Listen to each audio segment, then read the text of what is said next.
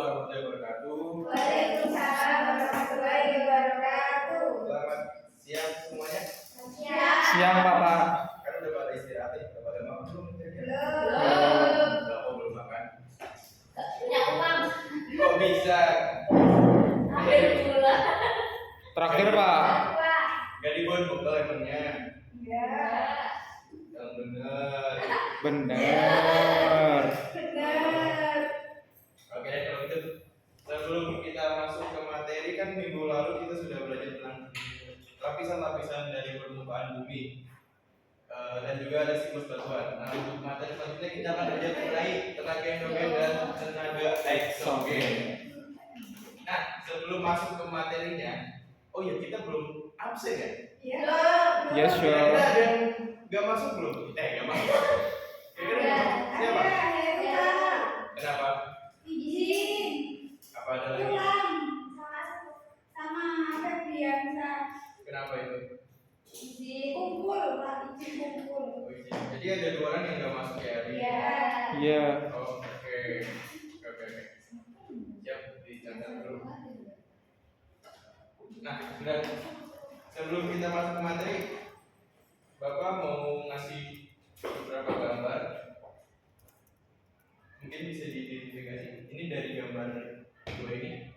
Dari mana? Tenaga eksogen dan tenaga endogen. Mungkin ada yang bisa bantu jawab. Mungkin. Endogen kiri. Ya, boleh. Ayo dah. Endogen kiri. Yang sebelah sini. Iya. Ya, betul. Jadi yang sebelah kiri itu adalah gambar dari gempa bumi, yang kanan itu dari lapukan. Jadi itu masuk tenaga eksogen. Nah, satu lagi dari kedua gambar ini. Yang Mana yang kiri. apa? Yang kiri itu apa? Anu. Ada yang bisa jawab? Apa? Yang kiri eksogen. Ya, betul. Yang kiri itu adalah eksogen karena itu dari proses mass roasting atau kayak lobster begitu, dan sebelah kanan itu tenaga endogen karena berbentuk seperti lipatan-lipatan. Nah, untuk selanjutnya kita masuk ke dalam materi. Jadi tenaga endogen itu adalah tenaga yang berasal dari dalam bumi, tekanan terhadap lapisan-lapisan batuan membentuk litosfer atau aktivitas magma yang arahnya vertikal, mengakibatkan tonjolan di permukaan bumi, retakan, bahkan pematahan lapisan-lapisan litosfer terbentuk sesar.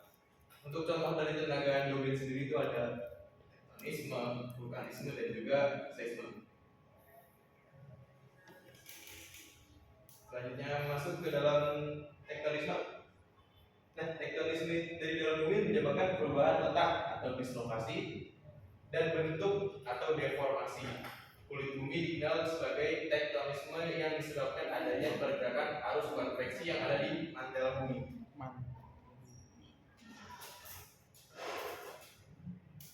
Nah, di tektonisme itu sendiri terdapat dua jenis, yaitu ada ekorogenetik dan juga parogenetik. Untuk gerak atau pergeseran lapisan kerak bumi yang relatif lambat itu disebut epirogenetik dengan mencakup daerah yang cukup luas, dan itu disebut sebagai gerak.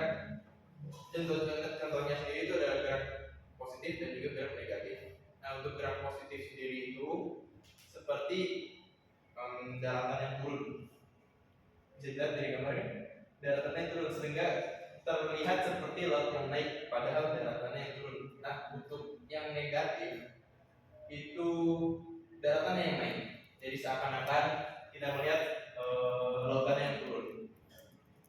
Nah, untuk yang orogenetik itu pergeserannya relatif cepat dan berlangsung lebih singkat. Untuk dari orogenetik itu sendiri ada dua jenis, itu adalah ini patahan, dan juga ada yang disebut tadi pada gambar berbentuk lipatan. Nah, selanjutnya ada di materi vulkanisme. Vulkanisme itu peristiwa yang terkait dengan keluarnya magma ke permukaan bumi, pembentukan gunung api yaitu pergerakan magma dalam litosfer ke lapisan yang lebih atau sampai ke permukaan bumi adalah dasar dari peristiwa vulkanisme. Nah, vulkanisme sendiri itu dari adanya pergerakan lempeng atau subduksi di sini bisa dilihat di gambar. Karena adanya pergerakan lempeng, dari lempeng yang di sini akan dapur magma sendiri akan mengalami kenaikan volume magma. Jadi mengharuskan dari dapur magma sendiri itu harus mengeluarkan cairan-cairan yang ada di dapur magma sehingga terbentuklah gunung api dan mengakibatkan terjadinya vulkanisme.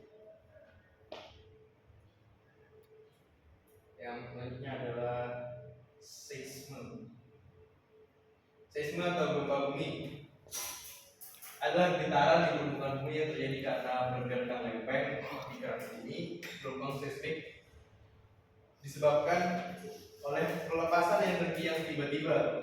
Untuk dari tempat sendiri itu ada gempa runtuhan, gempa vulkanik, dan juga gempa tektonik. Jadi dari ketiga tadi itu semuanya mengakibatkan fenomena gempa. Sudah. Untuk tenaga endogen sendiri apa yang ingin ada yang ditanyakan? Belum. Oke. Kalau nggak ada yang ditanyakan, langsung masuk ke tenaga eksogen. Jadi tenaga eksogen itu tenaga yang dari luar bumi. Luar bumi di sini itu dimaksud di atas permukaan bumi, bukan di dalam permukaan bumi. Jadi ini bekerja permukaan dari unsur atmosfer, hidrosfer, biosfer yang meliputi air, angin, organisme, sinar matahari, dan es. Untuk tenaga eksogen sendiri itu ada seperti melakukan pengikisan, sedimentasi, dan juga mass posting.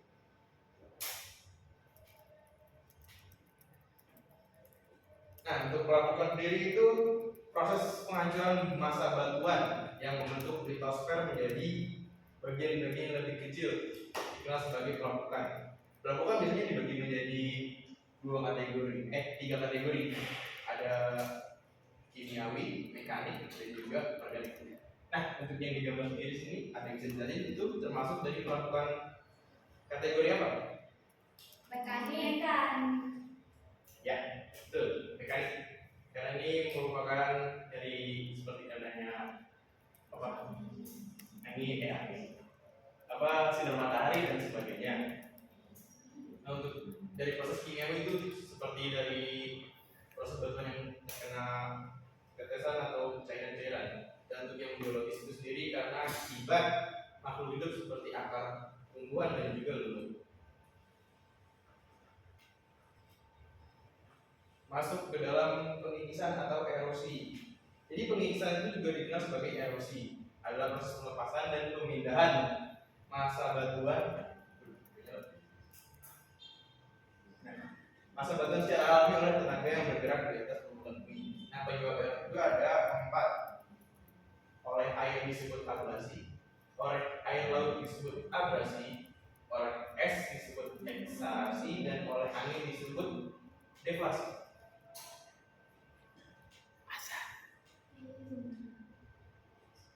Masuk ke sedimentasi. Sedimentasi itu pengendapan. Sedimentasi itu terjadi di wilayah daratan maupun perairan seperti danau, sungai, dan sekitar pantai. Proses ini dikenal sebagai sedimentasi dan terjadi ketika massa batuan atau tanah mengendap di suatu tempat setelah erosi dan transportasi. Jadi sedimentasi ini merupakan proses dari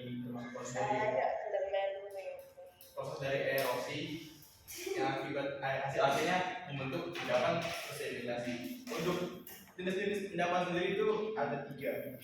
Ada fluvial, eolin, dan marin. Fluvial itu biasanya di sungai. Eolin itu oleh angin, biasanya sand dunes atau bukit pasir, dan juga marin yang di pantai. Betul. Yang seperti pulau-pulau ada pasir padahal tengahnya dikelilingi oleh laut. Dan yang terakhir di tenaga eksogen proses mass posting. Mass posting juga disebut sebagai gerak tanah adalah contohnya sendiri itu tanah kayak tanah longsor dan juga tanah yang bergerak pokoknya dari atas ke bawah sama seperti modifikasi tanahnya aja.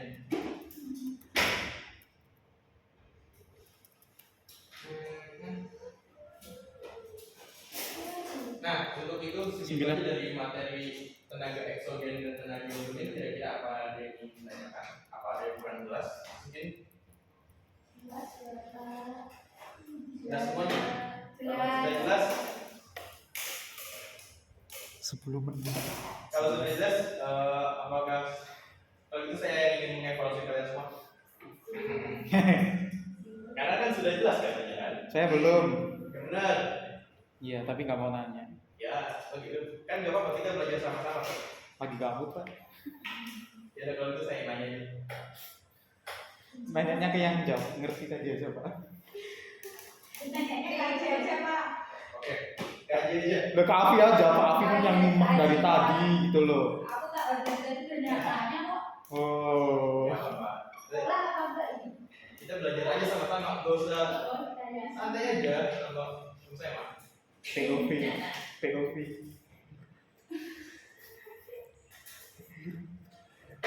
Jadi saya ingin tanyakan itu tadi di tektonisme sendiri itu ada dua jenis gerakan, yaitu jenis apa ya? Loh, Epiro dan Ero. Betul, tepat sekali. Betul. Tapi sekali. Untuk Epiro sendiri itu ada gerakan apa aja? Positif dan negatif. Tepat sekali. Sekali sekali. soalnya materi ini kata. Keren. Untuk orogenetik? Patahan, Satu lagi. ikatan. Keren. Tepuk tangan dulu. Karena tadi udah dari pertanyaan tenaga eksogen, sekarang masuk ke pertanyaan tenaga eksogen. Nah, gampang ini. Tadi kan saya sudah menjelaskan tentang pengikisan dan pengikisan sendiri itu ada 4 jenis pengikisan. Apa aja kira-kira? Ada yang paling bisa jawab? Pengikisan kan ada 4 jenis. Nah itu apa aja kira-kira? Kan tadi sudah dijelaskan. Kita sudah paham. Nah, iya tuh. Siapa tuh yang bilang paham? Vera. Pengikisan. 4 jenis pengikisan. Ya. Kenapa? Erosi, Iya, gak apa-apa sebagainya aja.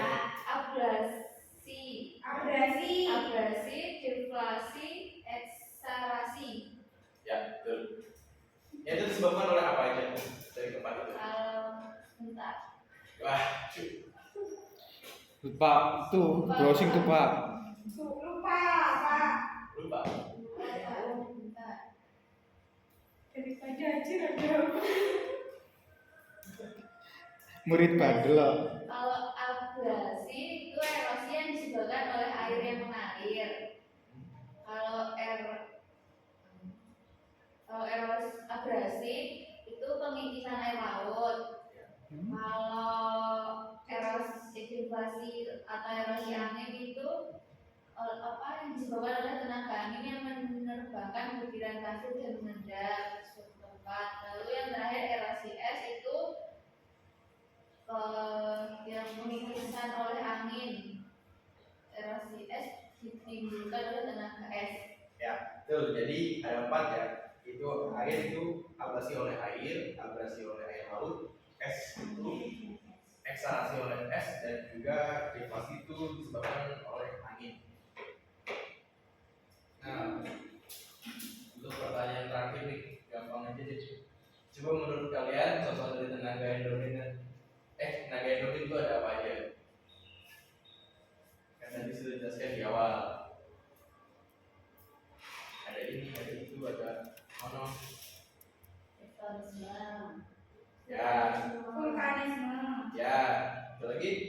Seisme. Betul. Terus kenapa tenaga endogen itu bisa terjadi? Tenaga endogen, Karena ada gaya yang bekerja dari dalam bumi. ya, betul. Karena adanya arus konveksi di dalam mata bumi Kenapa yang beda? menyebabkan lempeng-lempeng di atasnya bergerak yang mengakibatkan seperti tadi gempa, atau seisme, vulkanisme dan juga satu lagi tektonisme. Oke, sudah pas. Jadi apa ada yang ingin ditanyakan lagi kira-kira? Sudah. Jadi semua sudah jelas ya? Jelas Pak. Jelas. Oke, kalau gitu saya cukupkan untuk Pertemuan. pembelajaran kali ini. Untuk pertemuan selanjutnya kita akan membahas tentang pedosfer atau tanah. Jadi kira-kira mungkin disiapkan ya untuk pembelajarannya depannya. Baik. Sekian dari saya, kurang lebihnya mohon maaf. Wassalamualaikum warahmatullahi wabarakatuh. Selamat siang. Waalaikumsalam warahmatullahi wabarakatuh. Sudah.